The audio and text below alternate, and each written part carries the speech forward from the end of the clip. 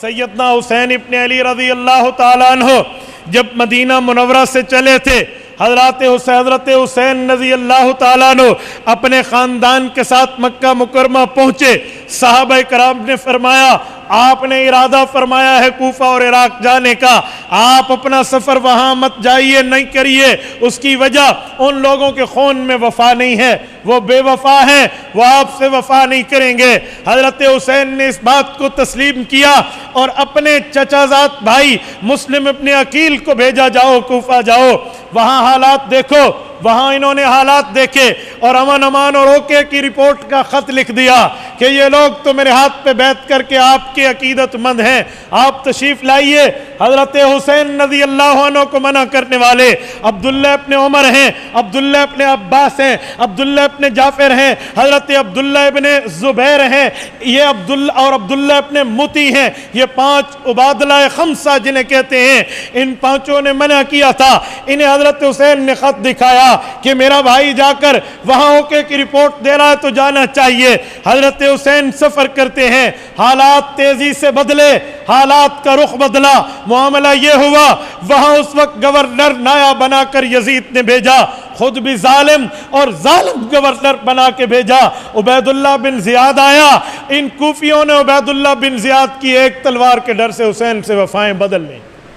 حسین رضی اللہ تعالیٰ عنہ سے وفاؤں کو بدل کے پالٹی بدل لی، ان نے چہرے بدل لیے۔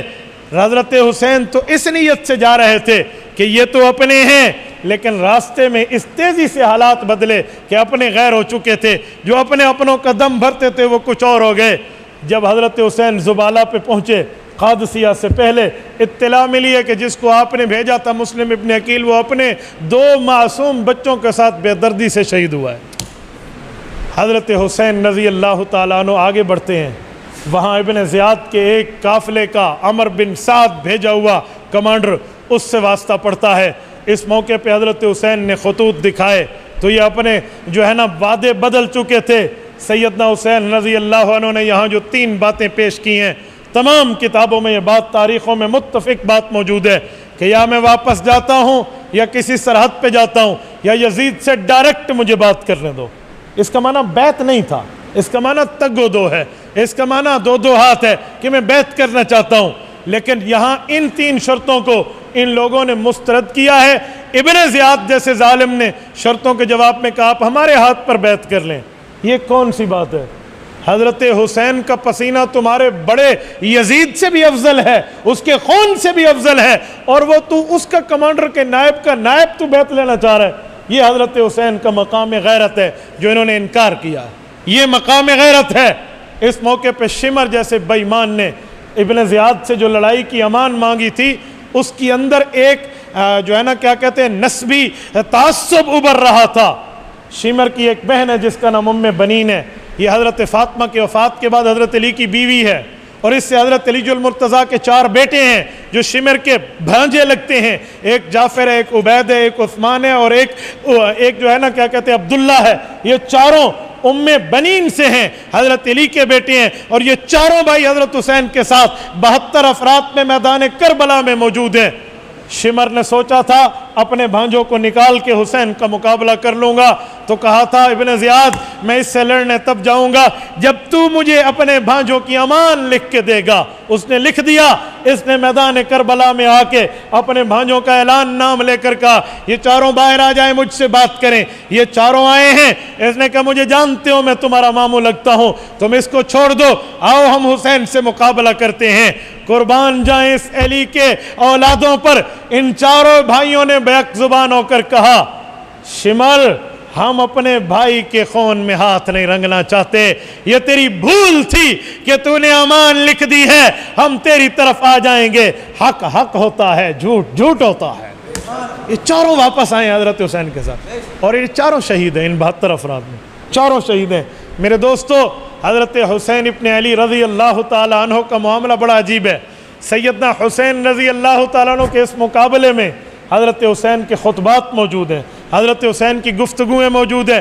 اتنے تک حضرت حسین نے جملہ بولا تھا کہ اے ظالمو تم میرے خون سے ہاتھ کیوں رنگتے ہو، تم میں زید ابن ارقم موجود ہیں، تم میں انس ابن مالک موجود ہیں، تم میں نعمان ابن بشیر موجود ہیں رضی اللہ عنہم۔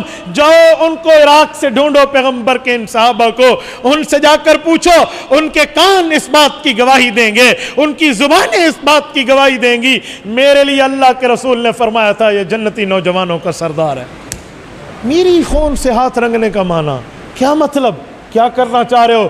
لیکن ظالموں کو بدبختی سوجی ہوئی تھی، اندھے کو اندھیرے میں بڑی دور کی سوجی۔ تو یہی ہوا، وہاں مقابلہ ہوتا ہے، مقابلے میں سیدنا حسین رضی اللہ عنہ شہید ہوتے ہیں، ان کے سر مبارک کو لایا جاتا ہے ابن زیاد کے دربار میں۔ زید ابن ارقم بوڑھے صحابی ہیں، ہاتھ پہ لرزہ ہے اس وقت، یہ بھویں اوپر آ چکی ہیں اور یہ وہاں بیٹھے ہیں۔ ان نے جب دیکھا، غور کیا، تو حضرت حسین کے چہرے مبارک کی طرف ابن زیاد چھڑی رکھ کے کچھ نازیبہ کلمات کہہ رہا ہے۔ ان نے فرمایا یا ظالم ارفع قضیبک، اپنے اس چھڑی کو ہٹا لے، وَلَقَدْ رَأَيْتُ رَسُولَ اللَّهِ صلی اللہ علیہ وسلم يُلَازِمُهُ، میں نے کئی بار اللہ کے رسول کو یہاں بوسہ دیتے دیکھا ہے۔ میرے دوستو، سیدنا زید ابن ارقم جتنا کر سکے وہ بندہ وہ اس نے کیا۔ حضرت حسین کے سر مبارک کو ان بےایمانوں نے یزید کے دربار میں بھیجا ہے۔ مجمع الزوائد جلد نمبر 9 مناقب الحسن میں امام نور الدین ہیثمی المتوفی 808 ہجری رحمہ اللہ نے ایک حدیث پاک اپنی سند سے نقل کی ہے۔ وہ فرماتے ہیں یہ ظلم کی انتہا تھی، ان لوگوں نے حضرت حسین کی 2 چھوٹی بیٹیاں حضرت سکینہ اور فاطمہ صغرا، ان 2 بچیوں کو اونٹ میں اس جگہ بٹھایا تھا کہ سامنے والے اونٹ پہ ان کی طرف منہ کر کے ان کے والد کا کٹا ہوا سر رکھا گیا تھا کہ یہ دیکھتی جائیں۔ یہ کم ظلم ہے، جس کے سینے میں باپ والا دل ہے نا، یہ اسے پتا ہے کہ چھوٹی بچی ہو تو ظالموں تمہارا اس سے کیا کام ہے، لیکن بدبختی ان کے مقدر میں تھی، دونوں جہانوں کی بربادی ان کے مقدر میں، تقدیر میں تھی۔ یہ ظلم کی انتہا۔ امام زہری کی روایت موجود ہے، یہ مجمع الزوائد میں امام ہیثمی رحمہ اللہ نے لکھا ہے، وہ اپنی سند سے فرماتے ہیں، انہیں ایک بزرگ نے بتایا جب حضرت حسین رضی اللہ عنہ کو شہید کیا گیا، یہ قریب بستی میں تھے، وہ فرماتے ہیں میں بستیوں میں قریب سے پتھر اٹھاتا تو مجھے پتھر کے نیچے خون نظر آتا۔ میرے دوستو، نجی حضرمی کی روایت موجود ہے مجمع الزوائد کے اندر، یہ کہتے ہیں میں صفین سے واپس آتے ہوئے فرات پہ ٹھہرا تھا، حضرت علی المرتضیٰ نے فرمایا اصبر ابا عبداللہ بشط الفرات، ادھر ٹھہر جا فرات کے کنارے پہ۔ جب میں رکا مجھے حضرت علی المرتضیٰ نے فرمایا دخلت علی النبی صلی اللہ علیہ وسلم ذات یوم، ایک بار میں حضور پاک کے پاس گیا تھا، حضرت علی فرماتے ہیں وَعَيْنَاهُ تَذْرِفَانِ، رسول اللہ کی آنکھیں آنسوں ڈگمگا رہی تھی، آپ علیہ السلام رو رہے تھے۔ میں نے پوچھا ما اغضبک یا رسول اللہ احد، آپ کو کسی نے رلایا؟ رسول اللہ نے فرمایا جی نہیں، بل قام من عندی جبرائیل، علی جس جگہ تو ٹھہرا ہے ادھر کچھ ٹائم پہلے جبرائیل آئے تھے، فحدثنی ان ابن الحسین سیقتل بشط الفرات، مجھے جبرائیل نے بتایا کہ آپ کا یہ نواسہ فرات کے کنارے شہید کیا جائے گا۔ حضرت رسول اللہ فرماتے ہیں میں نے جبرائیل کو یوں حیرانگی کی نظر سے دیکھا، اس نے کہا اگر آپ چاہتے ہیں ترید ان اشم تربت فرات، آپ کو میں وہاں کی مٹی سنگھا دوں، فاعطانیھا ترابا، اس نے مجھے یہ مٹی دے، وہ مٹی رسول اللہ کے ہاتھ میں تھی۔ فرمایا فلم املک عینایا، پھر مجھے اپنی آنکھوں پر قابو نہ رہا اور مجھے رونا آ گیا۔ حضرت ام سلمہ فرماتی ہیں اللہ کے رسول میرے گھر میں آئے، مجھے فرمایا میں آرام کرنا چاہ رہا ہوں، آپ یہاں بیٹھ جاؤ۔ کہتی ہے میں باہر بیٹھ گئی، حضور پاک علیہ السلام کا دروازہ بند تھا، میں گھر کے کسی کام میں مصروف ہوئی، میں نے دیکھا دروازہ کھلا ہوا ہے، حضور پاک علیہ السلام کے اندر میں آواز آ رہی ہے، میں پریشان ہو گئی کہ مجھ سے غلطی ہوئی، حضور کا آرام خراب ہو گیا۔ میں اندر گئی، میں نے کہا یا رسول اللہ واللہ میں تو یہاں پہرے بیٹھی تھی، مجھے نہیں پتا یہ دروازہ کیسے کھلا۔ میں نے دیکھا تو حضرت حسین حضور پاک کی گود میں تھے۔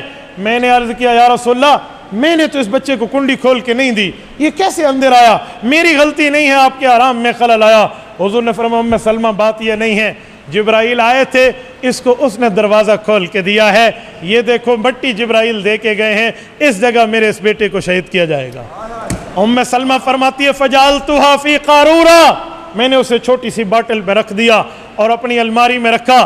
جس دن حضرت حسین شہید ہوئے ہیں وہ مٹی خون میں بدل چکی تھی۔ مجمع الزوائد کی روایت پڑھ رہا ہوں، میں تاریخیں نہیں پڑھ رہا، میں حدیث پاک پڑھ رہا ہوں۔ میرے دوستو میں یہاں ایک جملہ کہتا ہوں، میں نے صبح بھی کہا ایک جگہ درس میں، میں نے کہا سنیں، حضور پاک نے یہ مٹی صرف ام سلمہ کو دی ہے رضی اللہ عنہ، باقی کسی بیوی کو نہیں دی۔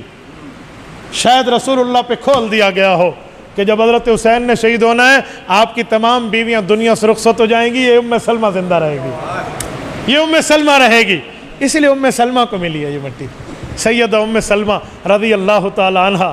میرے دوستو 58 سال کی عمر میں سیدنا حسین ابن علی شہید ہوئے ہیں، اور جب یزید کے دربار میں یہ قافلہ حسینی پہنچا ہے، خواتین کی ملاقات یزید کی بیوی سے ہوئی تو اس نے سر سے دوپٹہ اتار کے یزید کا دامن پکڑ لیا کہ کون سی قیامت برپا کر دی ہے تم نے، اور یہ کیا معاملہ ہو گیا؟ یزید نے اپنے کندھے سے چادر اتار کے بیوی کے سر پہ رکھا، تو صبر کر، میں معاملہ سنبھال لوں گا، کچھ نہیں ہوگا۔ کچھ نہیں ہوا۔ یہ ایک سیاسی بیان تھا، 100% اس نے کچھ کام نہیں کیا، بلکہ یوں کیا، اللہ لعنت کرے اس پہ، اور تم نے کیا کیا، اور لعنت تو تم پہ، تم نے، یہ بدلہ ہے قتل حسین کا، اسے بدلہ کہتے ہیں۔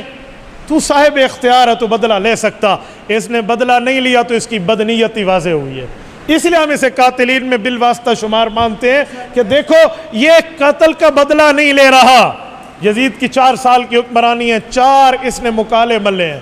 مکالے ملنے کا معنی منہ کالا کیا ہے اس نے۔ پہلا سال حضرت حسین کی شہادت ہے، دوسرے سال میں واقعہ ہررا ہے، تیسرے سال پہ خانہ کعبہ کی سنگباری ہے، چوتھے سال میں عبداللہ بن زبیر سے جنگ ہے، آخر یہ 4 سال کے بعد یہ دنیا سے مر گیا ہے، جان چھوڑ گیا۔ میرے دوستو ایک جملہ میں کہتا ہوں، سیدنا حسین رضی اللہ عنہ کے سر مبارک کو یزید نے اس قافلے کے ساتھ مدینہ بھیجا تھا۔